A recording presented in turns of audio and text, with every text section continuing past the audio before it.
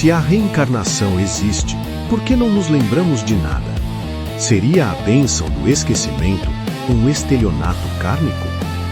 Neste capítulo, Vitor mergulha nos livros em busca de padrões ocultos da realidade e confronta as grandes questões da espiritualidade. Vitor, percebendo o portal que os livros representavam, começou a fazer deles parte de sua vida. Passou a ler os que tinha em casa. Seu pai, espírita, possuía muitos livros em uma estante na sala, os quais nunca lia.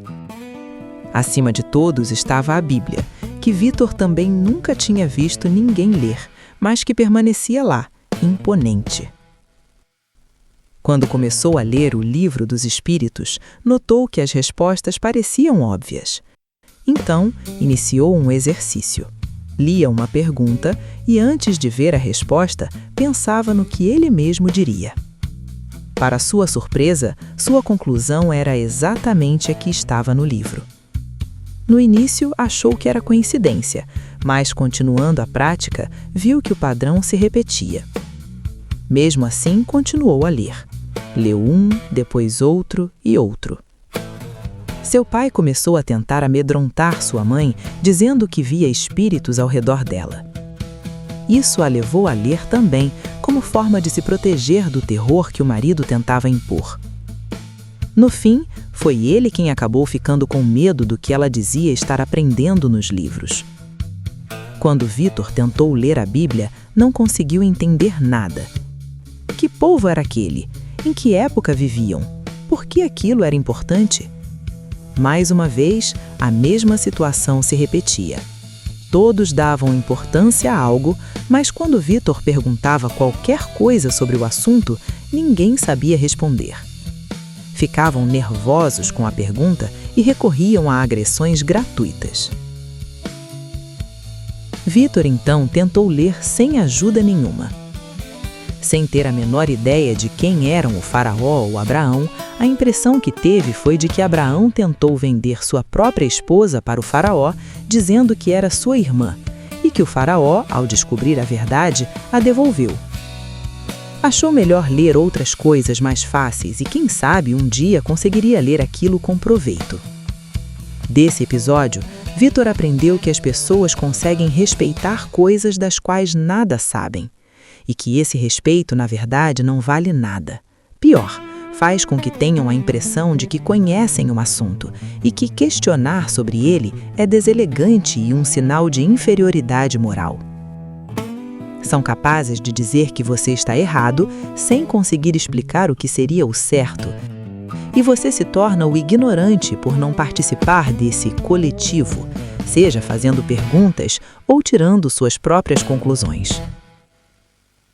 Quando teve acesso às livrarias, ficou alucinado com tanto conhecimento.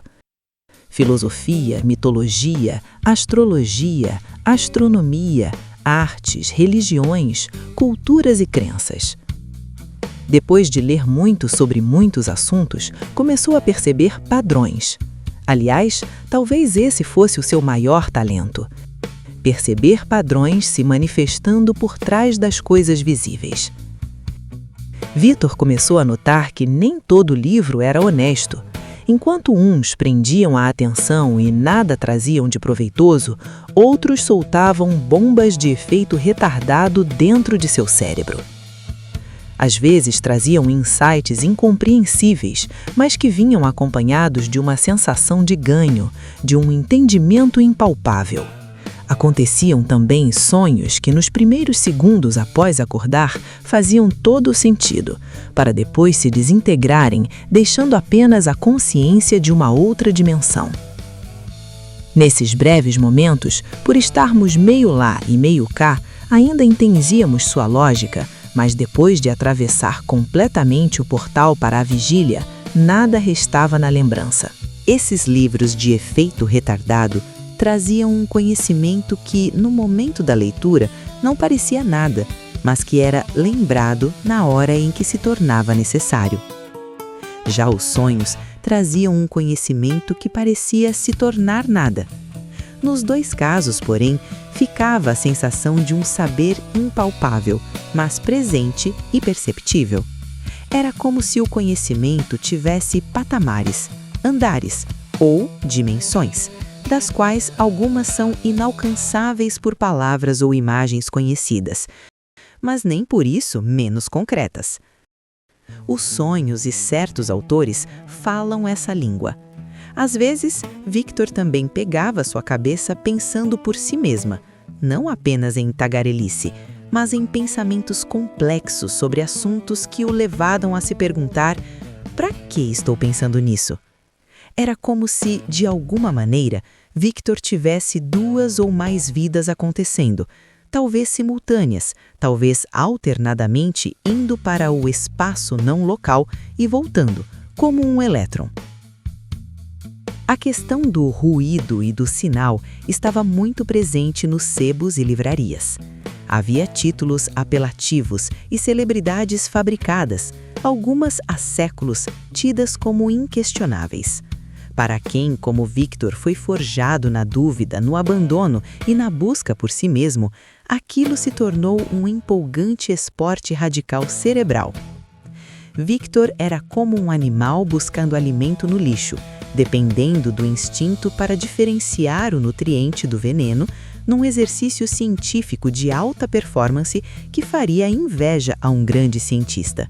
Por fim, concluiu que 92% do que a humanidade escreveu, ou do que sobrou disso, era lixo. Livros escritos por moda, vaidade, conveniência ou outros motivos. E quando épocas, lugares e propósitos diversos estão misturados, o resultado é desorientador, mas também rico e desafiador. É o caminho de quem tem a coragem de querer acordar. Quando em seu trabalho com programação teve contato com os personagens não jogáveis, ele os associou ao tipo de pessoa que acha que a vida é como é. Pessoas que acreditam que tudo o que podem fazer é entender como as coisas funcionam e tirar o melhor proveito delas. Elas permanecem pela vida como paisagem, estáticas na medida do possível, procurando seu lugar ao sol. E quando o acham, tornam-se ele, petrificando-se no êxtase da inércia espiritual. São os mais ativos na aparência, no mundo das aparências, os que correm para não sair do lugar, que se agitam para permanecerem inertes. No videogame, eles estão lá e lá vão ficar. Quem pode andar é você, e isso é problema seu. Se quiser progredir de fase no jogo, o caminho está aberto. Há dificuldades, mas sempre há o exemplo de quem já passou daquela etapa, portanto, é possível. Mas algo não se encaixava nessa comparação. Victor teve um choque ao pensar: por que o meu personagem é jogável e eu estou pensando que os outros não são? Aquele raciocínio não fechava. Então veio a luz. Na vida real, você pode ser jogável ou não. Se você está acordado, comandando sua vida e as coisas estão indo a contento, você está jogável.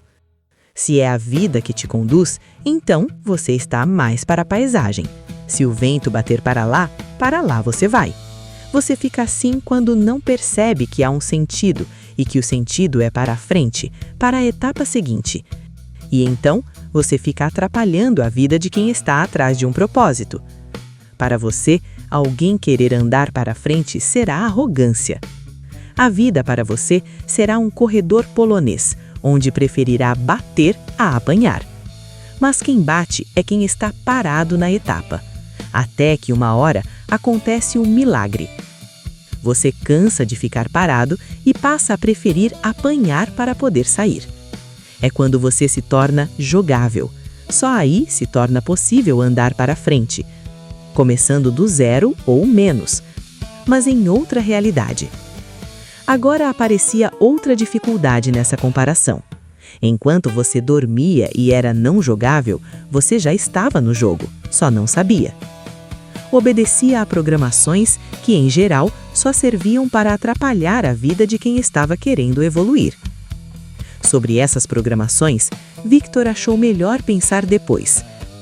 O que o intrigava agora era o tal esquecimento que supostamente existe se há reencarnação. Quando você começa um game, o desastre é geral. Aí você vai melhorando a situação na segunda, terceira, 50ª tentativa, porque você aprende. É lógico. A vida é toda lógica, pelo menos onde não a alteramos com nossa vontade. Mas seria em tudo menos nisso. Será que Deus pensou assim? Coitadinhos dos meus filhinhos, não vão aguentar a lembrança de outras vidas, vão fazer mais coisas erradas e coisas mais erradas ainda. Então vou dar a bênção do esquecimento para meus queridos filhos. Se eles ficarem patinando pela eternidade, para mim, tudo bem. Eu tenho o tempo eterno mesmo? Victor não conseguia engolir essa ideia. Isso era um estelionato kármico, e o espiritismo era cúmplice nisso.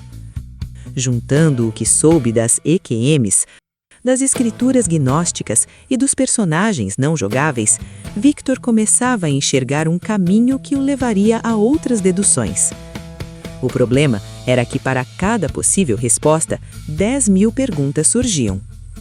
Outra questão inquietante era que, no game, aparecer um não na tela era só uma das características de um personagem não jogável. Se quisesse, Victor poderia colocar um poste no meio do caminho invisível, mas bem sólido. Um personagem podia ser uma pedra sem movimento durante todo o jogo, mas com uma função oculta, como conter um tesouro. A camada de programação ficava toda fora da vista, mas era o que comandava tudo. O comportamento dos não jogáveis era completamente determinado por programações das quais eles não tinham a menor ideia. Mesmo os jogáveis estavam subjugados por regras e leis que desconheciam, só conheciam seus efeitos. Uma coisa era certa na cabeça de Victor: recomeçar sem lembrar, sem reter conhecimento, era inaceitável. E os mesmos que defendiam esse esquecimento diziam que pessoas mais sábias eram espíritos mais antigos. Que lógica era essa? Anjos, espíritos, deuses, céus, dimensões visíveis e invisíveis era o que agora desafiava a mente de Victor.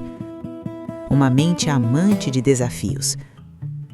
O maior desafio era que todos falavam sobre o que sabiam e o que não sabiam com total desenvoltura. E os mais respeitáveis eram para ele os mais suspeitos, pois a história estava repleta de gênios calados e espertalhões canonizados pelas instituições. Victor ficou frustrado com o espiritismo, mas aproveitou bastante da literatura.